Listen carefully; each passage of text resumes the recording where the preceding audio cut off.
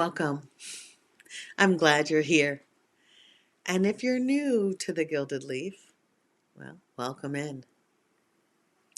This space is for tea, drinking tea, looking at tea, understanding the energetic properties of tea, soul work, and plant wisdom. For conversations that don't rush resolution, for reflections that live comfortably beneath the surface. Wherever you're listening from, I invite you to settle your body first. Let's breathe. Arrive before the thoughts do. And give yourself a few moments of presence.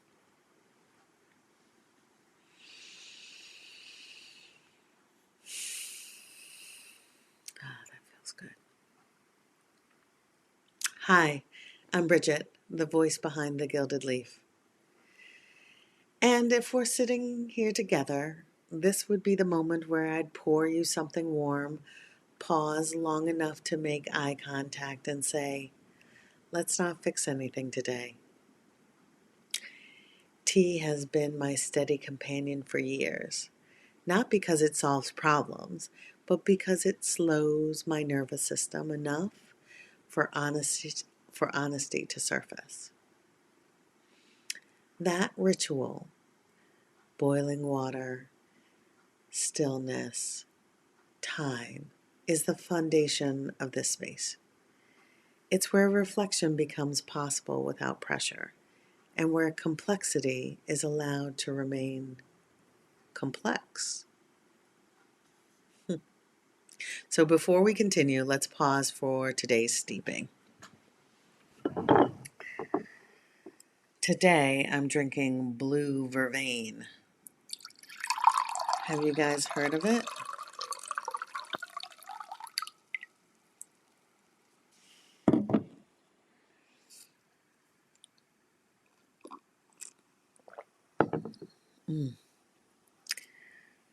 But don't forget the glob of honey, because it makes everything sweeter. So let's dive into what Blue Vervain is all about. Um, so I've been working with Blue Vervain for years now. And what I can attest to about Blue Vervain is that it's a plant for emotions that have been managed well, perhaps too well. Let me explain. It's like it's for feelings that were contained out of necessity and are now asking quietly for acknowledgement, right? This isn't a tea that forces catharsis, right? It supports release only when the system feels safe enough to allow it. And for me, it makes a fitting companion for today's conversation. So, let me get a sip of tea. Mm, mm, like a warm hug. All right. I might be a little controversial here, but hear me out and see what you think.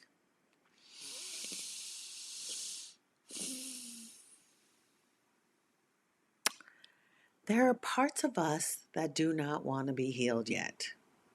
They want to be witnessed. Shadow, from my experience, rarely announces itself in obvious ways. It doesn't arrive with a dramatic flair or clear language. More often, it shows up as a low-grade heaviness, tension without a narrative, fatigue that doesn't respond to rest, or grief that resists explanation, right? And we live in a culture, especially within personal growth and spiritual spaces, that is deeply uncomfortable with that kind of ambiguity. In those spaces, we're encouraged to process quickly, to extract meaning, to reframe, to quote unquote do the work. But here, the nuance that often gets missed is the impulse to fix. It's not always wisdom. Sometimes it's anxiety dressed up as productivity, right? Shadow is not a flaw, right? Like it is part of your soul landscape that without it, you can't have the wisdom to walk in when the sun is shining on you, right? So it isn't evidence that something is wrong with you. It isn't a moral failing or a spiritual shortcoming. Shadow is simply what has not yet been fully integrated, is how I kind of see it. It's like it's unlit or unheard or unmet, right? And integration does not happen through interrogation, it happens through presence. I've spent years observing this pattern in myself and in others. As an acupuncturist, well, I not an acupuncturist, but more as just a person witnessing people's patterns. The moment we stop demanding that comfort explain itself, it softens, is what I have come to learn. I've also come to learn that the moment we stop rushing towards resolution, the body exhales. And the last thing that I've realized is that the moment we allow something to exist without purpose, it becomes less threatening.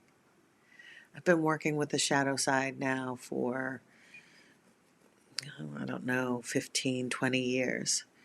And this is particularly challenging for those of us, myself included, who are natural caretakers, right? Fixers or empathic or high functioning feelers, I think they call them now. Because fixing often becomes a survival skill, right?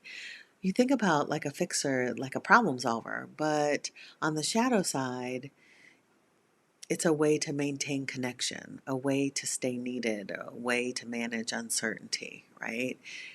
But over time, that same skill can quietly turn inward, and caretaking becomes self neglect. I know it. Responsibility becomes hypervigilance.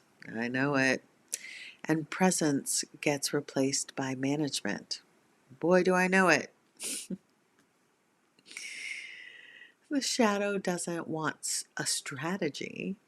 It doesn't want a timeline. It doesn't want to be elevated into a lesson prematurely. You know what it wants? It wants company. And when we offer it that without agenda, listen, something profound happens, beloveds. I've gone through a shift in the last 5 years from 2020 to 2025 where my nervous system recalibrates.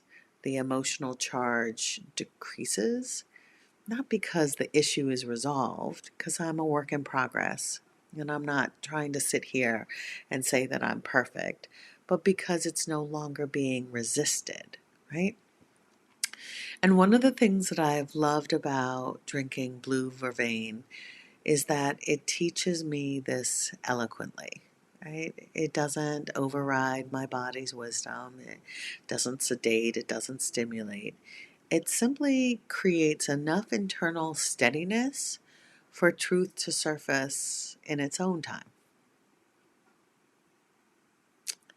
So if you're listening right now, I'm not going to ask you to analyze anything. Instead, I offer a quiet invitation. Notice where your body is holding something it hasn't been asked to release yet. Not fixing, not naming, no meaning making. Just notice. That alone is integration. and it has helped me tremendously. Are there still parts that I need to address? Of course. Of course.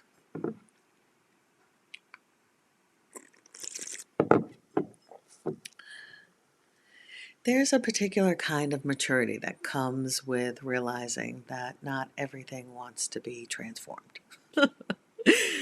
Some things want to be accompanied. Some things want to be held without interpretation. And some things want to be allowed to exist until they no longer need to. And that, too, is healing, though it rarely looks dramatic. Sometimes the most radical act is not becoming better. Uh-oh, here we go. I'm sure I'm going to get a lot of comments with this. But becoming more honest about what's already here. And today, that is more than enough. Oh, my beloveds. Thank you for spending this time with me, for listening without rushing, for allowing space for what doesn't need to be solved. I hope this felt less like a lesson and more like a moment shared, a pause you didn't have to earn, a conversation that didn't ask anything of you. That is my goal. So if something stayed with you, then that's enough. As always, this is Bridget, steeped in intention and offered in care.